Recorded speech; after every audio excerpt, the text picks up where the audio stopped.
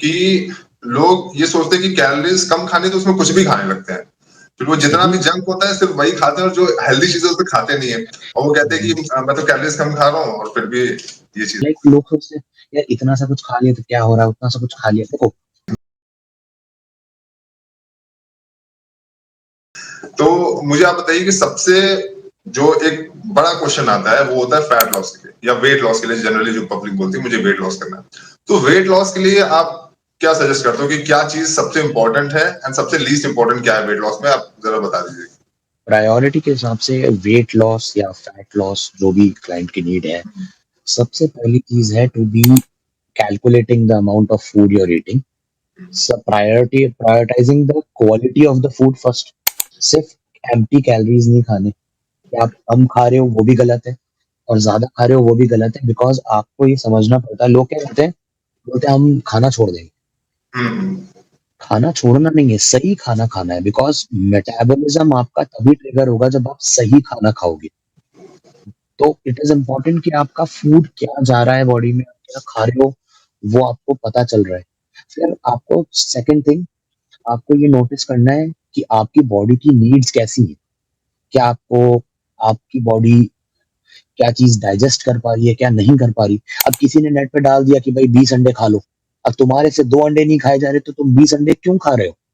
जी जी sir. जबरदस्ती कोई अच्छा, चीज इसमें नहीं एक चीज डालो। मैं भी ये चीज ऐड करूंगा कि आजकल ना वो जैसे कैलोरीज वाले आपने बताई तो सबसे इंपॉर्टेंट है, मैं भी मानता हूँ। लेकिन उसमें एक प्रॉब्लम ये आती है ना कि लोग ये सोचते हैं कि कैलोरीज कम खानी तो उसमें कुछ भी खाने लगते हैं।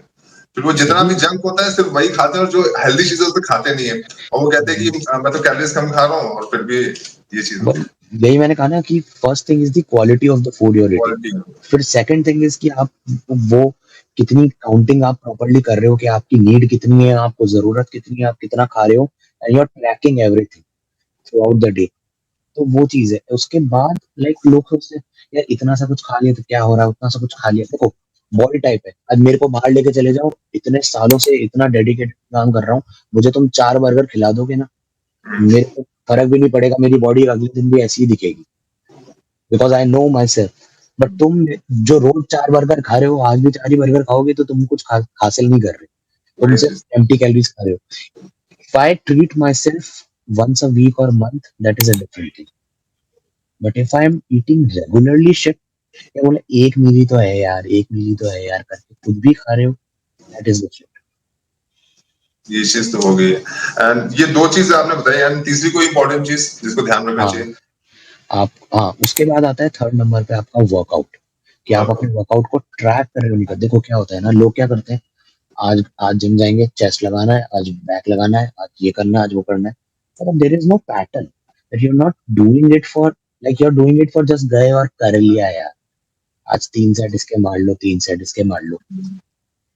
तुम अपना पोटेंशियल देखो, उस पोटेंशियल से ऊपर जाओ।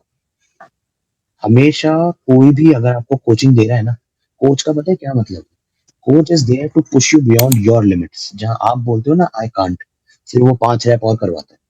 That is why trainers are important, या फिर training partner is important. Challenging होना चाहिए वर्कआउट। अगर आप अपने आप को चैलेंज, देखो एक बात बताओ, अगर मुझसे आराम से 10 रैप हो रहे हैं तो मतलब मैं कुछ ग्रो थोड़ी कर रहा हूँ। वही मैं तो चीज वही गया चीज। और 10 रैप करके आ गया।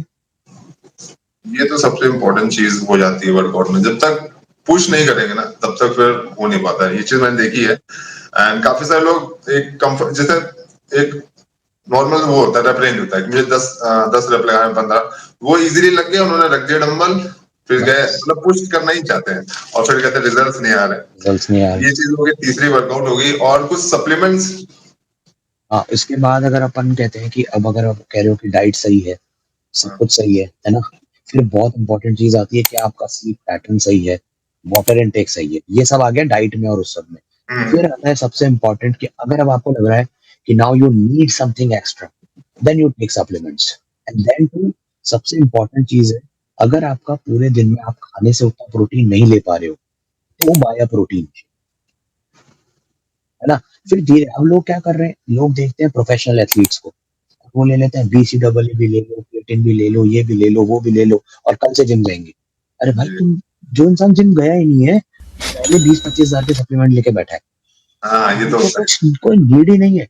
वर्कआउट करेंगे, एक प्रोटीन शेक, वर्कआउट के बाद प्रोटीन शेक। बोले क्या है दिन में क्या पी? बोले 4 स्कूप पीता हूँ, 100 ग्राम प्रोटीन आ जाता है। बट तुम्हारी बॉडी 1 ग्राम डाइजेस्ट नहीं करेगी वो, बिकॉज ये तो you are not ready for that. और मतलब कितने सारे ऐसे जिम होते हैं ना कि वहां पे आप जाते हो तो सबसे पहले आपको एक सप्लीमेंट स्टैक पकड़ाते हैं, उसके अंदर हर एक चीज रहती है और उसके बाद वो लोग वर्कआउट बताते हैं। मतलब मैंने ये चीज नोटिस की है। मैंने ये चीज नोटिस की कि जैसे आप किसी जिम में जाते हो ना, तो अगर ट्रेनर से बोलते हो कि मुझे पावर लिफ्टिंग या स्ट्रेंथ ट्रेनिंग करनी है, वेट लॉस करना है, मसल गेन करना है, तो सबसे पहले वो आपको सप्लीमेंट बताएगा, उसके बिल्कुल, बाद वो डाइट बताना शुरू करता है। तो सप्लीमेंट को बिल्कुल, सबसे नंबर 1 पे रखते हैं, जबकि वो 4th नंबर पे आता है।